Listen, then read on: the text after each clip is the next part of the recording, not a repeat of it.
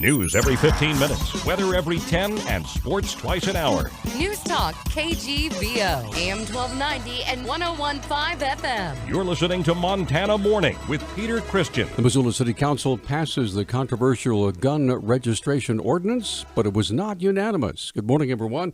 It's Montana Morning. It's Tuesday, September 27, 2016. The sky is clear. It's going to be an absolutely beautiful day. In western Montana, we have 43 degrees under a clear sky. Our newscast this morning sponsored by Dig It Excavating, where they bring 30 years of excellence to every job. For all of your excavation needs, call 214-4292.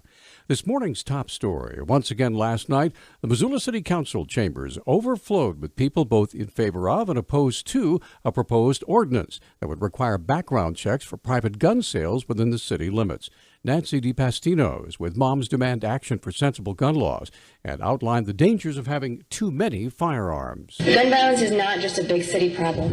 In fact, Montana suffers from disproportionate levels of gun homicide and suicide. When compared to states that require background checks on all handgun sales, Montana women are 3 times more likely to be shot and killed by their intimate partners, and more than 3 times as many Montanans kill themselves with guns. Brian Judy with the National Rifle Association said that the ordinance itself violates state law. With regard to the legality, this ordinance, as you've heard, it is in violation of state law. The Attorney General has weighed into that point. The city attorney and the sponsor are engaging in interpretive and linguistic gymnastics in an attempt to convince you that this proposal complies with state law. Mayor John Engen was criticized by some at the meeting in the way he handled a large crowd. Just before the vote, Engen lashed out at the NRA. If my back's up, it's about bullying. The notion that this is meaningless, disingenuous, and ironic coming from the NRA is meaningless, disingenuous, and ironic, in my opinion. And I am just going to throw that out there. I am not usually this snarky, but come on. So let's vote. They did. The City Council passed the ordinance by a vote of 8-4. The head of the Yosemite National Park has apologized to staff members following recently revealed allegations of harassment and other misconduct. Superintendent Don Neubacher sent the apology Sunday in an email to all park employees, referencing, quote, some serious staff concerns related to Yosemite's workplace environment, end quote.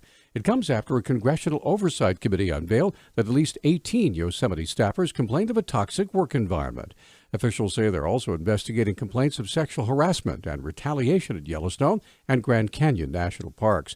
Neubacher said he's seen Yosemite superintendent for nearly 7 years. He's been the superintendent for nearly 7 years and wasn't aware of the concerns until recently, which make him sad. He says his goal has always been to make the park a positive workplace. Park spokesman Scott Guideman declined to comment yesterday. This year, Montana voters will have the opportunity to vote on ballot initiative I-177, which could prohibit trapping on public lands in Montana. Montana Trappers Association President Toby Walroth is urging the public not to vote for the initiative, and he says it sets a dangerous precedent. That's bad for Montanans because we need it as part of our wildlife management philosophy, and we have for decades, just like other states around the country. And the second piece is this initiative aims to exclude an entire user group from public lands in Montana. That sets a dangerous precedent for lots of user groups. Walroth also believes the initiative runs contrary to the Montana State Constitution. Article 9, Section 7 of our Constitution is the Harvest Preservation Act. And if you look at the term harvest, harvest has been used numerous times in hunting, trapping, and fishing regulations. Article 9, Section 7 does allow a provision that Montanans will be able to forever harvest wild fish and game animals in Montana. Walroth and other trapping supporters have begun a ballot initiative committee called Montanans for Wildlife and Public Lands Access to get out a pro-trapping message in the run-up to the November election. The Montana Highway Patrol says a man was killed in a 2-vehicle crash west of Billings. Sergeant Craig Baum says a 37-year-old Billings man was driving a pickup east on South Frontage Road Monday morning when a truck headed the opposite direction crossed the center line. The Billings Gazette reports the driver of the vehicle that crossed into the opposing lane died at the scene. His name has not been released, but the coroner's office says he's 35 and was from Billings. The 37-year-old man was not injured.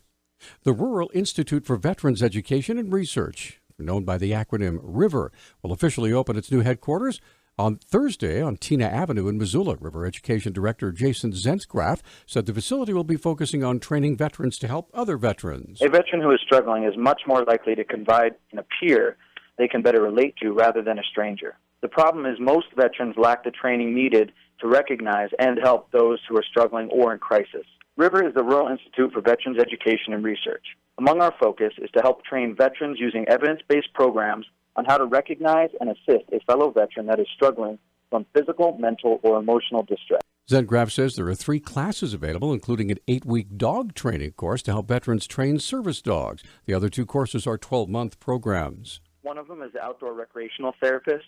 It's to teach veterans or civilians alike how to work with different groups of individuals. We do have a focus on veterans themselves. CVEMTs are more paraprofessionals. They have certifications and licenses that help them provide care from mental health, physical health, and moral health. The ribbon cutting for the new facility will occur at 11:30 in the morning on Thursday. The Family Action Values bus tours in Billings today, leading up to Election Day. Director Brent Keelan details the main reason why the bus will be in Billings. There were 39 million people who said that their faith was important to them. And those are the type of people and the issues that we represent as an organization. 39 million people that did not vote 4 years ago. Keelan outlined just one of the topics their research has uncovered that deeply concerns people of faith, and that's religious liberties. You look at the Little Sisters of the Poor, with that situation, the government trying to force them to provide something that they felt violated their beliefs. You look at people like Aaron and Melissa Klein, the cake bakers who got fined $135,000 for declining to participate in the same-sex wedding ceremony. Other issues of interest include the future of the Supreme Court, parental rights, sanctity of life, and national security. Our News Talk time is 6:12. Newstalk, KGVO. Missoula's official weather station. What looks to be the warmest day of the week today in the Missoula Valley. That's right, some parts of the valley are going to get up to 80 degrees as we head into the afternoon under lots of sunshine. Mild temperatures tonight in the 40s. I'm meteorologist Matt Gray for the NBC Montana Severe Weather Alert Team.